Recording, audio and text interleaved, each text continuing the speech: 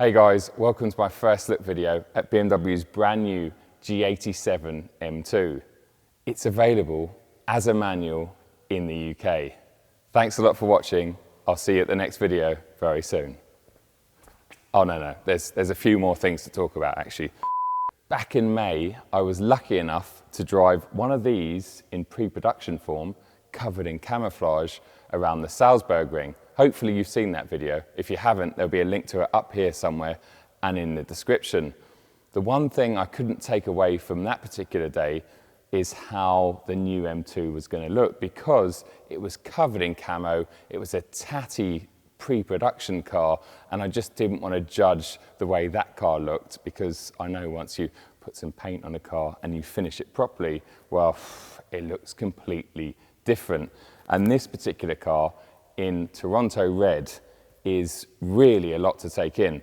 I've been here for about 3 hours actually watching someone else film before me, and I've been standing in the background just staring at this car and trying to absorb it, because to me at least, it doesn't initially hit you like the F87 does. I still think the F87 M2, like my one, is a better looking car, but there's no doubt that this is a meaner looking car. It really has a lot of presence, and I hope that the cameras get that across, because you sometimes struggle to see that in pictures and on film, especially when you're in a studio. I can't wait to see one of these on the move and on the road. This is an M2, it's not an M2 competition or an M2 CS, it's a base model M2. I think that there will be a competition or something even fruitier coming down the track, but for now, this is what we've got. And that's good news, because you get so much car for the money, and so much car considering it's just a base spec M2. BMW are building these in their factory in Mexico, and they're limited on colours, unlike the 1 Series and 2 Series Grand Coupe, where you can get individual colours. And the 5 base colours that are available here in Germany, and I assume are going to be available in the UK too, are this Toronto red. We've got Zandvoort blue, which apparently is a bit like a Smurf blue or baby blue. We've got Brooklyn grey, which is obviously going to be a big seller because it is with the 2 Series Coupe and cars like the M240i. And then we have sapphire black and alpine white. So quite a nice spectrum of 5 different colours.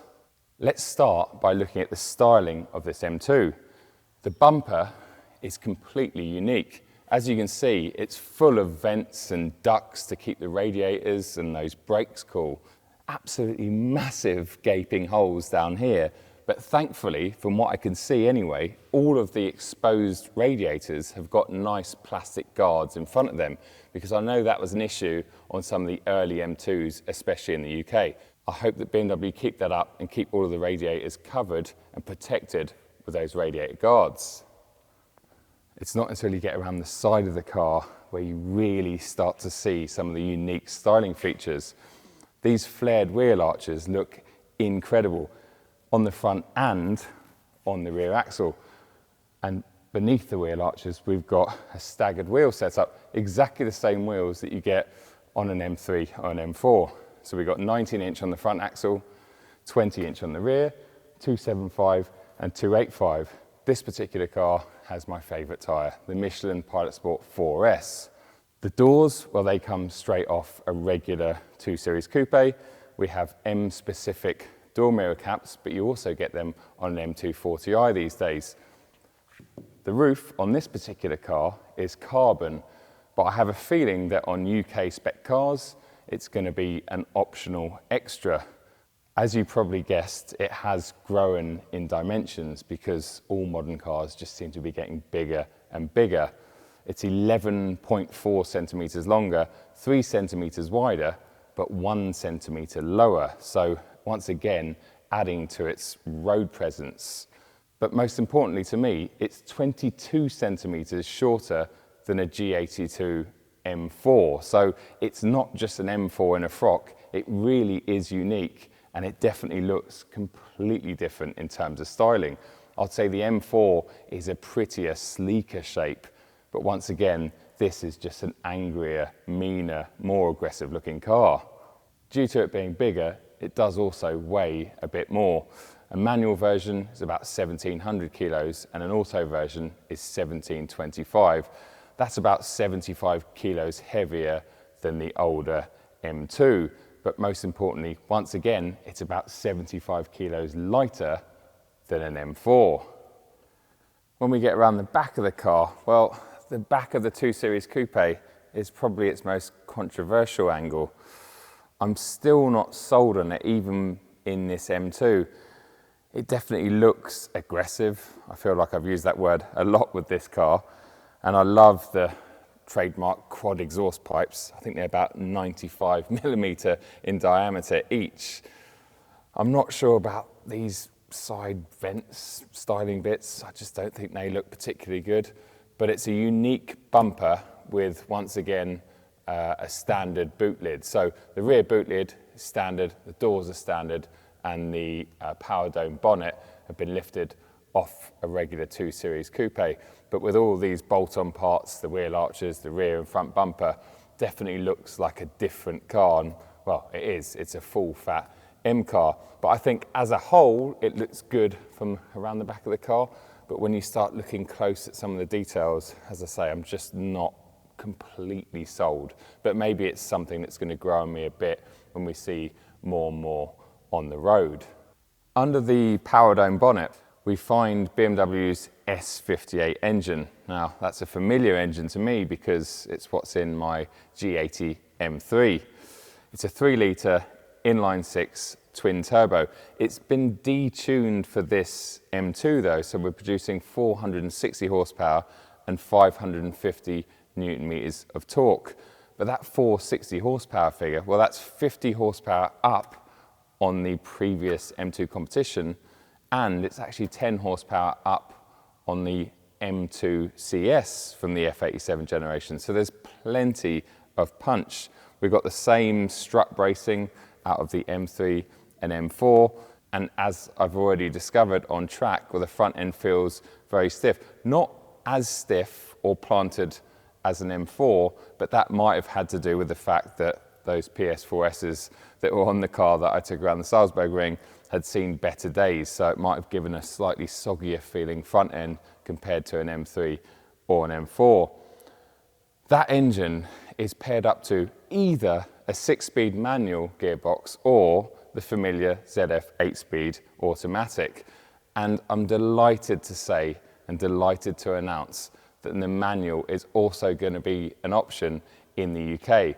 Although over here in Germany, you have to pay an extra 500 euros to get a manual box.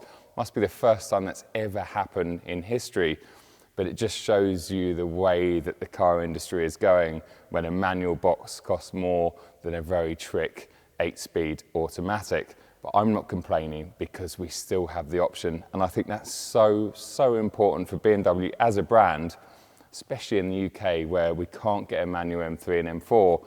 It's great that they offer a full M car with a manual option, because it's going to stop customers like me going and buying a Cayman. And all of that power and torque is fed to the rear axle. The M2 is only available as a rear-wheel drive car. And I don't think that's going to be an issue at all, especially as this is slightly detuned. In fact, that lovely frozen black M4 that I had last September out here in Germany, that was a base spec M4. It was a manual, very similar power and torque figures, and I never had any issues in terms of rear traction. Those 285 section tyres and whatever BMW M have done to that trick differential, it just works wonders, and I think it would be a really nice recipe and perfect blend of power and torque. In terms of suspension and brakes, once again, they're carryover parts from the G80 and the G82. So we have a 3-way adjustable M adaptive suspension system, which is really awesome on a base spec M2. And those brakes, what I know from doing several track days in my M3, they're absolutely amazing. They've got loads of power, loads of feel, and they're adjustable in terms of feel. You can have it in comfort or sports, but they do chew through rear pads very quickly if you do take it out on track. So just be aware of that. Something that I'm a little bit miffed about is the fact that this comes with a 52-litre fuel tank.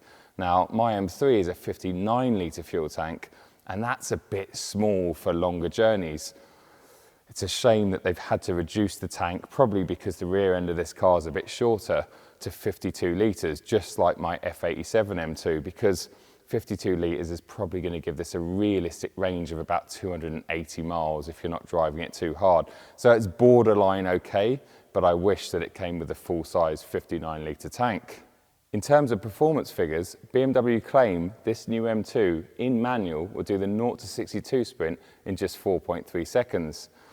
In automatic, it will do that sprint in 4.1 seconds, and it will go into a limited top speed of 155 miles an hour. Let's jump inside and have a look at the cabin.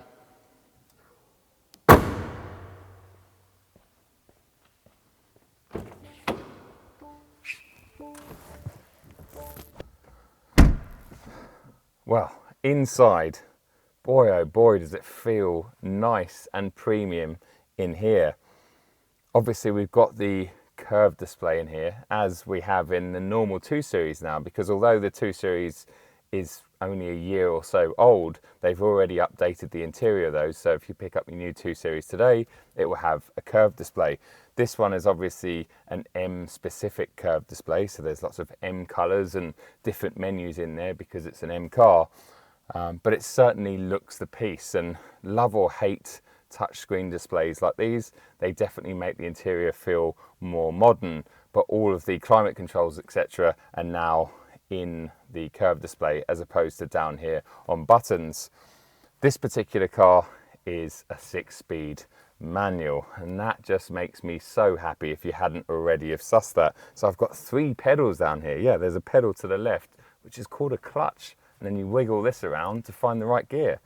Who would have thought about one of those? But it's just great to see one in a modern M2. The wheel in front of me, well, it's very familiar. It's taken straight out of the G80 and the G82. So we've got the preset M1 and M2 button up here. We've got the M stitching around there. It all feels extremely familiar. And I'm sure when I get my touring earlier next year that's going to have the curved display, there's going to be very few differences between the 2 cars. This being a 2 Series coupe, where we got these funny patterns going on in the door cards, and in fact the door cards themselves are completely unique to this car, which is nice to give it a little bit of separation.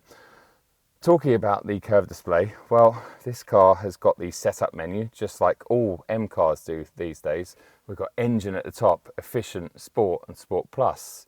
Then we have gear shift assistant because this is a manual, so that turns the auto blipper on or off, which is really cool. And I wish that my previous gen M2 had that. I wish you could switch it on and off without playing around with the traction controls.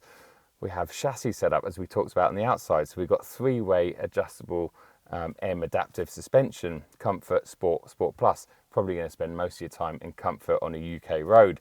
And then we've got steering, comfort or sport. Once again, I always love comfort. I think sport's just a bit too heavy.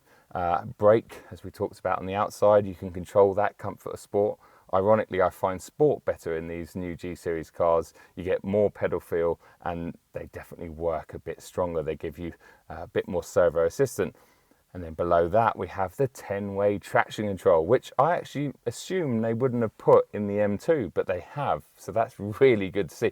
You're not getting shortchanged in this car. You've got all of the features that I have in my far more expensive M3.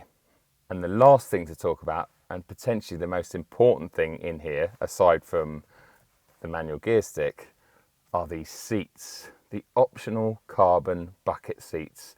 Obviously, I knew they were going to come in this car because they were in one of those pre-production camouflage cars that I drove at the Salzburg Ring. But boy, oh boy, they are just fantastic. I bang on about them all the time on my channel. I'm 6'4", for those of you that don't know, and sitting in here, I feel so comfortable. I'm looking through the center of the windscreen. It's just such a nice driving position. I could put a helmet on for track days. I'll have no issue with space. They're really, really comfortable on long journeys, and they support you so, so well. All shapes and sizes. Yes, this little carbon codpiece holder between my legs is a little bit suspicious, but you soon get used to it. And I tell you what, there is literally no other seats on the market that are better than these. The only disadvantage about these M bucket seats, if you're using your M2 as an absolute daily and you're hopping in and out of it 6 to 10 times a day, is the fact that they are a little bit difficult to get in and out of, especially as the driver, because you've got the wheel here and you've got very little space between the top of these bolsters and the bottom of the wheel. So just bear that in mind. If you're not going to do loads of spirited driving in your M2, you're not going to do any track days, then the standard seats might be a better fit.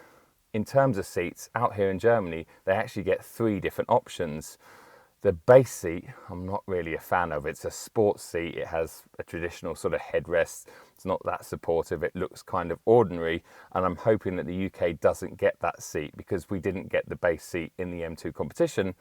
But then this is the M2 and not the M2 competition.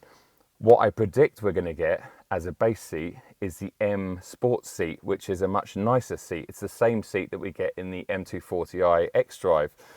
So hopefully that will be the base seat, which is reasonably supportive and very comfortable, and these will be the optional seats. I'm guessing they're going to be £3,500, maybe a little more, in line with what they cost in the M3 and M4. And in fact, while we're talking about that, over here in Germany they have the M Track Pack, and that includes the carbon roof, carbon seats, and Cup 2 tyres.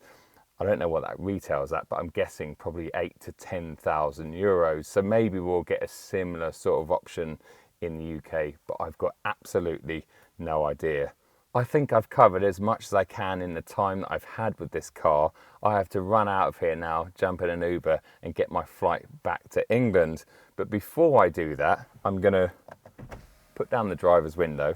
I'm going to put the engine into Sport Plus, and I'm going to start it to see what it sounds like. I'm sure it's going to be very familiar, because let's face it, it's an S58. Looks like exactly the same exhaust system, but still, we're in a studio, might sound a little bit different. Here we go.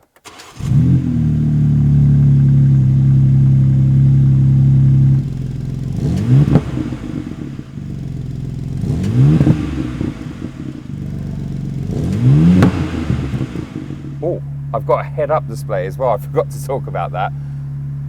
Head-up display is an option in the M2, which is going to be mega when you're out on track.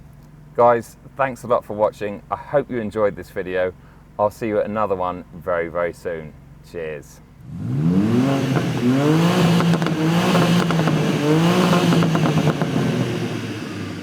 Hopefully you enjoyed that walk around video. It was actually filmed 6 weeks ago in Munich, and back then I had absolutely no idea about confirmed UK pricing or confirmed UK standard specification. Today I've been sent the official UK press release for the G87 M2. It's 13 pages long, but I've taken some notes on the key points that I think are going to be relevant to you lot. Firstly, let's talk about its retail price. £61,495. That's a lot of money, but in today's market it's actually not too bad. £7,200 cheaper than Porsche's Cayman GTS 4 litre without any options, and it's a whopping £18,000 cheaper than BMW's very own M4 competition rear-wheel drive. When you consider underneath the new M2's skin, it's essentially the same car, so saving £18,000 seems like a win-win to me. And that's before you look at this car's standard UK specification. Let's go through that list right now. It comes with the brilliant ZF 8-speed automatic gearbox. As we know, there's also a manual 6-speed option. Whether you have to pay more for that in the UK like you do in Germany, I don't know. It comes with heated and electric M Sport seats covered in Vernasca leather. But what's interesting is they're available in black or in cognac. And that's the first time we've had that option in the UK, because the original M2 and M2 competition, and in fact M2 CS, you could only get black leather and a couple of different stitching options. So that's cool. It comes standard with the carbon roof, which I was not expecting, especially retailing at £61,500. I really did think that that was going to be a £3 or £4 option. So massive thumbs up from me. 3-zone climate control, HK sound, electric folding and heated door mirrors, rear reversing camera and parking sensors, cruise control, Apple CarPlay and Android Auto, 40/20/40 split fold rear seats, handy if you do mountain biking or you use your M2 as a proper daily, it's your only car. It just opens up that boot and makes it really useful. And it also comes standard with the brilliant M head-up display. When you factor in all of that standard equipment and the running gear that we know is inside the new M2, I think that car offers really good value. In terms of optional equipment, well, I don't know everything that is available, but I do know a couple of things, so let's just go through them quickly. Heated and electric M carbon bucket seats that are covered in merino leather, just like the ones that I was sitting in the studio. So they're black with red and blue colorways, essentially the M colors. Really nice, classy seats with the carbon backs. I don't know the confirmed pricing on them in the UK, but I'm guessing they're going to be in line with what BMW charged with the M3 and the M4, so about £3,500. They save about 11 kilos of overall weight to the car. Then the other option I know about is the M Race Track package. And in that package, you get those carbon bucket seats. You also get a performance tyre. I'm guessing, talking to the boys and girls out in Munich, that performance tyre is going to be Michelin's Pilot Sport Cup 2 tyre. And they lift the limited top speed from 155 miles an hour up to 177 miles an hour. And once again, I'm guessing that package is going to be about £5,000 or £5,500 here in the UK. That's everything I have to offer you today. Hopefully you found this video really interesting. Thanks so much for watching. Thanks so much for the support. And I'll see you at another video very, very soon. Cheers.